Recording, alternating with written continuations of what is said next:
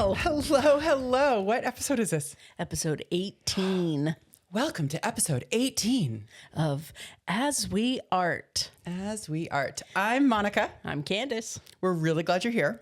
We are. We're really glad we're here. We've been missing for a couple weeks. We've been missing. Oh, I was like, how do we do this again? Yeah.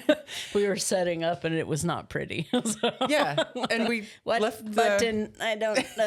We didn't close the studio door. So cats might appear. Join us, but we can't start over because we do our podcast in one take. Yes. If you are new here, we're so glad you're here. And if you're not new here, we're so glad you're here. Yeah. What we're doing every week is we're talking about what art we're working on and what's inspiring us. We don't that pretty much sums it up. We never know. Yep. Sometimes we have a clue what the other person's been doing art-wise, but this conversation's organic. We're trying to really fight the AI thing and be human. So we surprise ourselves sometimes. Yes. But we do inhabit the same home. So occasionally we catch a glimpse at what the other one is up to. Yes. So, yeah. Sometimes we know each other's art, but we very rarely know what we're going to say about it. True. So let's get started. Episode 18. Do you want to go first? Ooh, I get to go first this week. We're going to get back into it. I know. I feel a little like a train just starting to go. It's a little sluggish. Yeah. We've done this every week since the beginning of 2026, and we're really proud of this. We haven't missed a week. Yep. But when we traveled, we were like, we can't really we don't want to do a podcast from vacation because we didn't bring a laptop. But we also didn't want to record in advance because then it doesn't seem authentic. So here we are after 2 weeks. We're back. We're glad to be here. We're back and we're chugging. But we've been home for a couple of days and we did some art. So Candace, what art did you do? So this week I actually started working on a lino cut that I had shown a drawing for a couple of weeks ago. And it is a crystal ball lino cut that I had drawn. I finally transferred it to some linoleum. So good. So it's cold, so it's bending weird. Sorry. I finally transferred it to some linoleum and then did the carving. Can I touch it? And $20 and you can touch it. There's so many textures. Oh my God. There's like 1,000 cuts. I'm going to use my long arm. Thank you. To the camera. If you are listening on the podcast, you are missing out on some visuals, but just go ahead and jump onto Instagram. At As We Art Podcast. You can check out what we're working on this week. If people hashtag at As We Art, we can see what you're working on. And we love sharing with everybody. So wait, before you show the test print, honey, these letters are backwards. How the hell did you keep that straight in your head? Well, full disclosure, when I went to transfer it originally to some tracing paper, I was like, I'll be smart, trace it backwards. So I traced it backwards, and then I transferred it to a linoleum and even outlined it in marker and everything before I realized, wait, this isn't backwards. This is going to print backwards. Oh, no. So I thought I was being smart by tracing it backwards, but that didn't work out well. Okay. We're learning. Don't do that. Don't be me. Lesson learned. Yes, lesson learned. So when you do the letters, when you draw your pattern, you draw them normally. Normally, yep. And then what? But then I put tracing paper over it and go over it with pencil, like a soft pencil, so that I can then flip that tracing paper onto the linoleum and I rub it with, it's called a boning tool. Ooh, sexy. I know. It's normally for like folding paper. If you're a bookmaker, it makes those really hard creases. We need a visual. Paper. I'll take a picture. I'll bring one on one time. It just looks like it looks like a garden stake where you would like label what is in your garden. Okay. That's exactly what it looks like. So I rub the tracing paper with the boning tool and it transfers the pencil onto the linoleum. Backwards letters. Backwards. Yep. Okay. But I was like, oh, I'll trace it backwards and kill two birds with one stone. And what I really did was fuck up. So you created a lino cut that people need a mirror to enjoy. Yes. Which, could be fun one day. But you had to redo it with the letters the right way. And then you made a test print. And then I made a test print. I made two test prints So good. So these are my test prints. The first one is the one that Monica is holding, and the second one is the one that I am holding. And I like the first one better. I over inked the second one, so I lost some of the texture in the stand. Explain, if you are listening on the podcast and you don't get to see the visual, what is this a lino cut of, Candace? This is a lino kit of, it's a crystal ball that says good fortune above it with phases of the moon below it. It's a woo-woo crystal ball. I just thought it'd be fun. It looks like a tarot card. I did a lot of texture in the background that's almost like tattoo style, kind of clouds looking thing. Love it. And the stand has some interesting texture. Yeah, I wanted to see if I could add like a wood texture or some stippling. So I tried both. What's that word? Stippling. What is that? It's the little dots. Okay. I If you've ever seen a drawing that's learning like a lot. made out of dots, it's called stipple art. Stippling. Yes. Love it. I So love that's what I it. made This is this week. so freaking good. So is this, you said test print, but this looks like a final. No, it's a test print. There's some chatter I need to remove. I think I want the crystal ball completely clear. I don't want to leave that chatter in there. Oh, really? Okay. Yeah. And then I need to make some of the texture on the stand a bit more pronounced so that if I put a little bit too much ink on, it still shows. The letters are awesome. Oh, thank you. This is so good. So congratulations on this lino cut, Candace. I'm so impressed. If you've been following along, you know lino cut is new to our life, Candace's life, new-ish, 6 months now. And so this is, I think, incredible, so detailed and so intricate with so many different types of cuts and patterns. It's pretty awesome. Thanks. If You just heard a meow, our cats were wrestling. I don't know. I think our mics and They're pretty good at not picking stuff yeah, up. because it's raining out and cars are going by. We're near a slider door. And I don't think that sound shows up on the podcast. Let's hope not. I might be wrong. So if you heard cats meowing, they're fine. They're friendly We're wrestling. having a little wrestling match.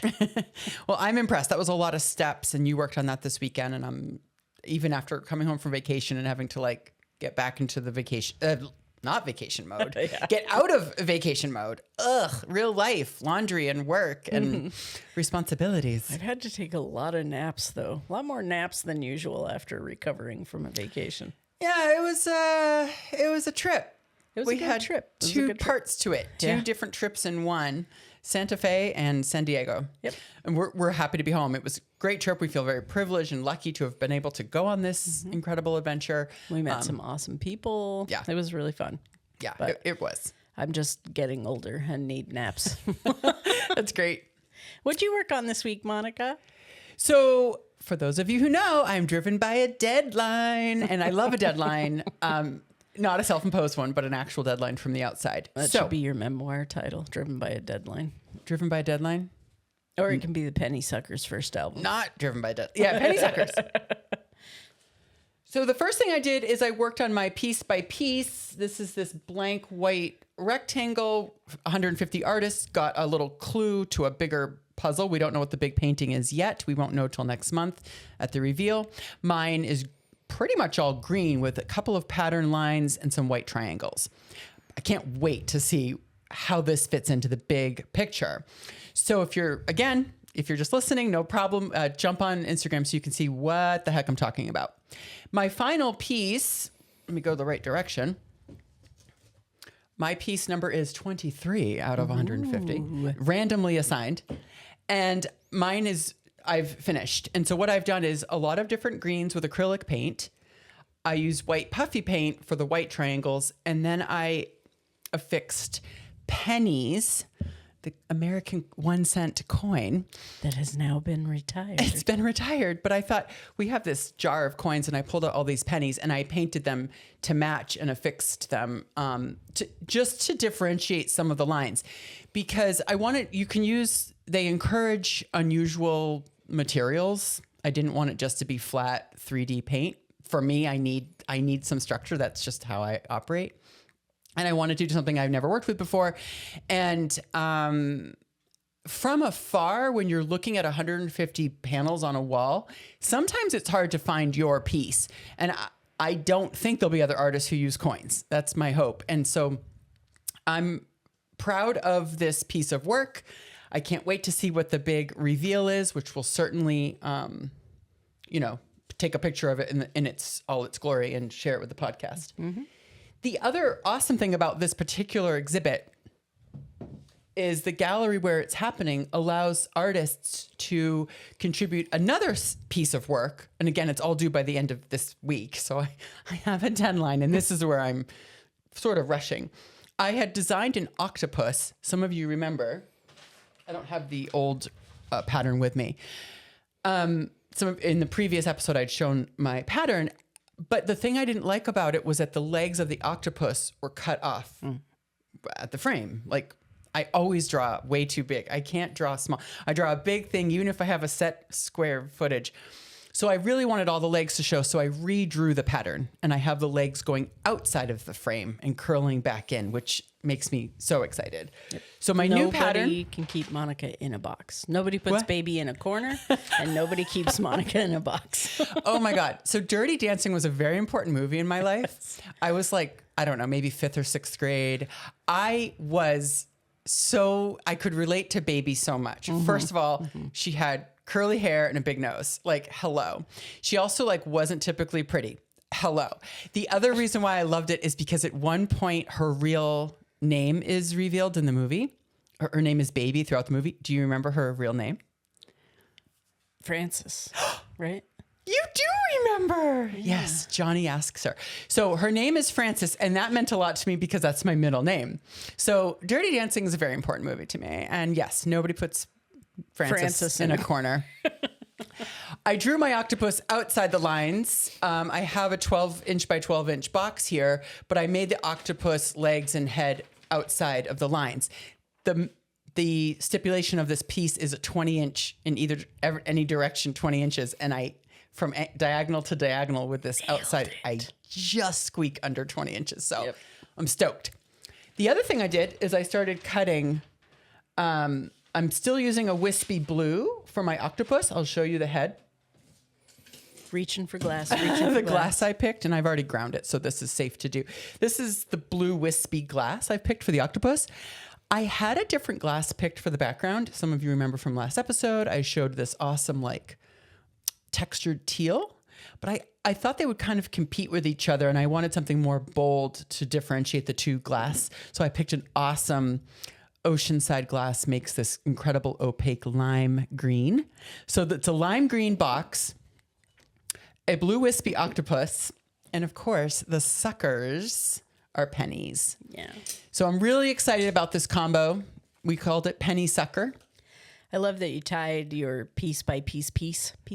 Yeah, the in pennies. With your octopus with the pennies. Yep. I'm glad you noticed that. That is one of the reasons why I really wanted to add pennies, is because when you see the art and the big collage, it might not correlate with the art upstairs for the artist gallery of their individual. So I have done the piece by piece exhibit before with stained glass, which correlates with my most common art form. But I just wanted to tie it in with pennies. So I'm so glad you noticed that link. You're amazing. Yeah. Link. So I'm about a third of the way cutting and grinding. And I'll keep working on that this week. And we'll make sure we film an episode before I hand the art in, because I want to show you guys the final pieces. Sometimes it's our only chance to see them. This is a good thing. Yep. But there have been moments where we haven't taken a picture of a final art piece and we bring it to an exhibit and it sells and we never see it again. Yep. Which is so strange, right? We have art in people's homes or businesses and I don't even remember what it looks like. Yep. I feel bad, but gone but not forgotten. Gone but not forgotten. So I'm trying to remember to take pictures of art before it goes off to its forever home. Yes. Yeah. So I was so happy to work on those two things. It was really fun, and I'll keep working on my penny sucker octopus. It's awesome. Looks great. Good job. Thank you. I love that lime green glass. That lime green is one of my favorite glass choices ever. There's so many cool pieces of glass out there, but for some reason, my little 10-year-old boy 90s loving heart just loves the neon green. So This neon green is badass. And when we first got it, we had a few squares of it. You made some alien heads out of this color, but the eyes were, what's that glass called when it's like dichroic. You used dichroic? No, I used iridescent. Iridescent. I used iridescent glass. Yeah. Either way, a dichroic or iridescent glass, they both have a color shift, like a little rainbow-esque. Yeah, it was so badass. We should pull that pattern out. You guys, we have kept all of our patterns that we've drawn, and we draw original patterns for everything we make in stained glass. We've been doing it for years. We have over 1,000 patterns. I mean, easily stuffed into bins. But that alien's really a good one, and it's kind of a simple. I think I'd redraw it. Okay. Because that was like one of the first patterns I drew when we started, and I could definitely improve upon it now. But yeah, we have a really sophisticated filing system for our stained glass patterns. It's called Throw It in a Book, which happens to be a 3-ring binder, but no rings are being used. No rings are being used, and the patterns are bigger than the binder. So if you shift it wrong, you get a face full of patterns. It's so embarrassing when a fellow artist out there contacts us and asks us if they can see the pattern or have the pattern, which we're always happy to share. We don't sell our patterns, we give them away. If you want to remake something we've made, have at it. That would be awesome. We ask that you send us a picture after, just for our curiosity. We can see how you interpreted the pattern. As long as they're not making it for profit. We don't care. We don't follow up. If you are an artist that asks us for a pattern, we're sharing. That's just how we've always operated. I don't know. Maybe we need to change that. I think we need to rethink that, maybe. Anyway, but we really enjoy seeing other artists interpret, But it is embarrassing when they're like, oh, we found this anatomical heart that you made. Can you share the pattern? It's like, we're going to need a minute because we have to dig through bins of paper. And it's Allow us to go to the archives. Yeah. It's this butcher block paper. Yes. And it's just stacks and stacks and stacks. Yep. There's no way. I mean, there might be a goal in the back of my mind someday to like organize our patterns. I will tell you, I'll promise you it will never happen. It'll happen. No, it won't. Yeah, it will, because I'll get involved. It'll happen. Okay, I should clarify. I will not be organizing patterns, but Candace might someday. Yes. Okay. Do you have a pattern saving organization system for your lino cut patterns? Not yet, but I do have a file folder saved in my online cart that I will buy one day. Good intentions. Yes. All right. So we want to hear from you. What are you doing that's creative? What do you do to organize your creativity? And it doesn't have to be please. What? Help us, please. Help us get organized. No, but we love to hear from you listeners out there, whether you text us, comment on YouTube, comment on Instagram, email us. We love to hear what you're working on. Wherever you are in the process, it's all good. And whether it's like traditional art or not doesn't matter to us. We just want to know like what you're working on this week that you're finding inspiring and fun. Mm-hmm. I am so glad I brought water. Yay. I almost didn't, because guess what? About to die. Mm-hmm. And let us know about your organizational skills and whether they exist or not, and what tools that you use that work well, whatever. And what you charge per hour, because we might need you. Our studio, it looks kind of organized from the outside, but underneath those workbenches, Yikes. bins, oh shit. Yeah. Okay. Yep. Let's talk inspo, Candace. My inspiration is organization. No. Oh, yeah, right. I got nervous for a minute. I'm like, oh, shoot. What's your inspiration? My inspiration this week is we went on a trip and we got to go to this amazing art installation experience thing. I don't know how to explain it. You just have to go. It's called Meow Wolf. Meow Wolf. Meow as in kitty, wolf as in how Utahns don't say the word correctly. They say woof. Uh-oh. That's what a dog says. So, meow woof. To no, them. meow wolf. If you're a Utahn, it's meow woof. But it was amazing to see all this incredible like interactive art. You can touch it and it makes sounds. And oh, this is Speeny. He wants Hi, to say hi. Speeny. Here, Bubs. That's our black cat, Speeny. Okay. Don't He walk just- across my keyboard, okay? He won't. He just wants to be part of this. Good So boy. Meow Wolf, the art experience in Santa Fe. Yeah, it was amazing. Like, just to see all these things that people have created, these gigantic rooms of different themes and different types of art. And it was just amazing. It was really inspiring. There was a lot of neon, which, of course, just tugs at my heartstrings. Yeah. But it was really fun. And it was fun to experience it with a lot of other folks who aren't artists. We went with a big group of women that we were having a girls trip thing with. Trip. And they aren't like your typical artists like we are. And they loved it. And it was so much fun to see people immerse themselves in art and enjoy it so much. So it was really inspiring. It was. And hard to explain. It's So not a hard to museum. explain. It's an experience. It's interactive. You can touch things, sit on things, play with things. It's like walking into a fun house made of art. Yes. But you and can like touch everything, and slightly creepy at times. a little bit creepy. There was a room that was very clown themed if you don't like clowns. A little bit kind of weird mystery haunted house vibes, a little tiny bit. I mean, it But wasn't nothing scary. Yeah. Well, But yeah, a little spooky. little spooky sometimes. You described it as like a playground for adults, although Yes. there were children there. Lots of kids. Everything can be touched and climbed on, which was incredible because of all the amount of work and sculpture that went into these rooms. And there was like, I don't know, maybe 50 different rooms, closets, drawers, everything. You could touch and open anything and everything. Yep. And there would be art, really imaginative art. So it's hard not to be inspired by it, but it is very hard to explain. So if you ever have a chance to visit a Meow Wolf, and I think there's 5 or 6 now across the United States. Yeah, they have several locations. Yeah, please do. It's hard to explain, but you won't regret it. And you go at your own pace. You pay to get in. It was like $35. You pay to get in and you can spend hours there. And there's always more to explore. Spinny's trying to grab my arm. Oh, son, you might need Oh, to Spinnaker. be excused from the podcast room. Yes. Frida came in as well, but she's keeping her distance. She ran away. I can see. Oh, I thought I saw her tail out there. Nope. Okay, so you were inspired by Meow Wolf. I love that. That's awesome. What about you? What was your inspiration? For sure, traveling.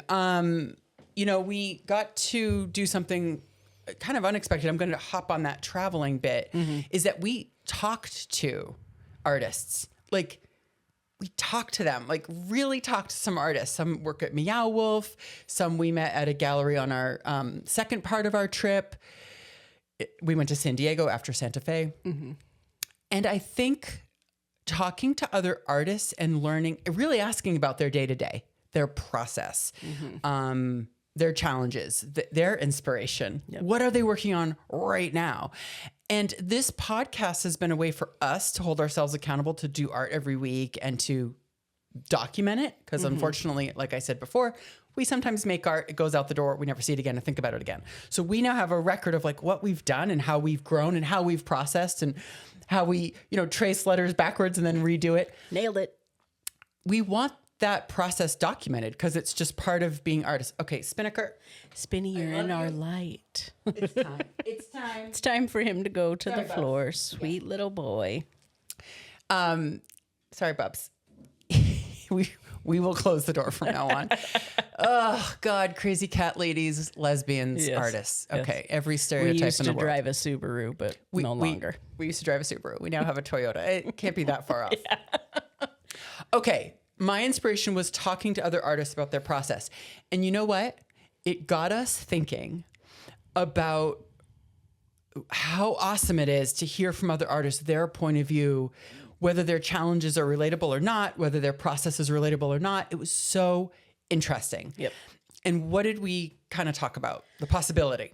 So we'd love to know your thoughts, but we think it would be interesting for you folks and for us if we were to contact some artists and occasionally have different artists on to interview, talk about what they're creating and what's inspiring them, and Just have people on that are able to talk about like mediums we aren't involved in, or, some areas of creativity that people don't necessarily align with, are like, I don't know, being a DJ, or just things that involve creativity and are super, creativity heavy, for lack of a better term.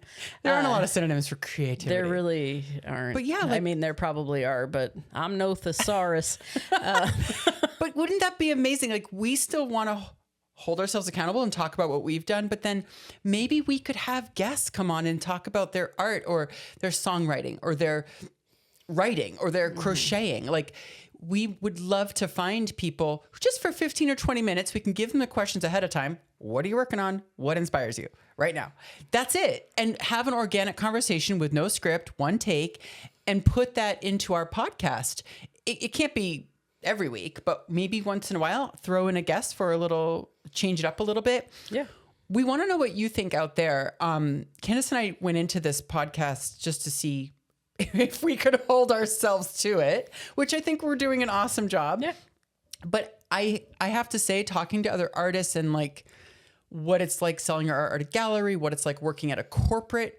One of the artists we spoke to works at Meow Wolf. That is her full-time job. She is salaried. It's a year-round thing. She creates sculptures every day for this experience because Meow Wolf changes out their rooms every year or two. So when you revisit, you're going to have a different experience every time.